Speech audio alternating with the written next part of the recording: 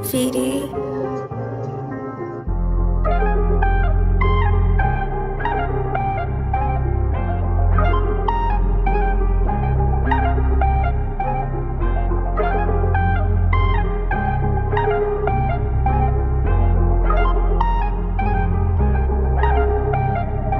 Поле до Париж, YVS и Ермеш, че си трока е мотора с вратите в завоя. Не отлагаме, предлагаме, взимаме, не даваме, с каквото си поискаш разполагаме.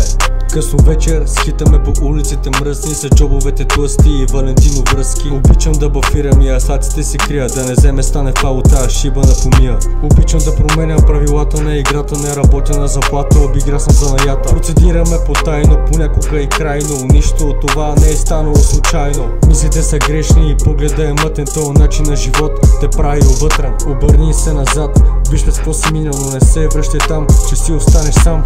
Няма кой да те спаси, когато потънеш, подай си сам ръка и реши да го бъдеш. Изплувай от проблемите и си преследвай целите, сам срещу себе си, свиквай с промените. Помня когато си тръгна дъжда, аз останах в студа, макар да чаках с нетърпение. Сега продължих напред, сърцето е лед, нека за сега остане така. Много време загубих в опит да те променя, докато не осъзна, че всичко е загуба на време.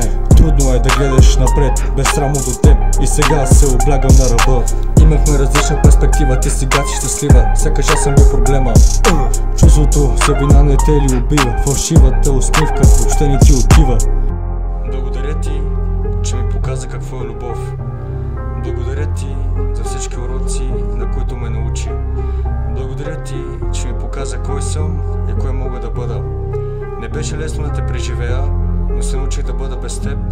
И сега е време да мисля само за мен. Не ме търси въобще, сега съм перфект, живея още 20-80. Пропиляното ми време с теб го наваксам с други, тия сини очи няма остават в заблуди. Не заслужаваше поемите, сълзите и цветята. 2 години с теб ми бяха като 2 години в мрака. Егото в тебе не го преме като града, любовта си с теб не беше от Бога, идваше от ада. Имахме различна перспектива, ти сега си щастлива, сякаш аз съм бил проблема.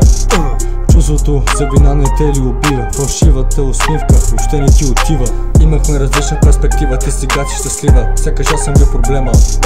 Чувството за вина не те ли убива, фалшивата усмивка въобще не ти отива.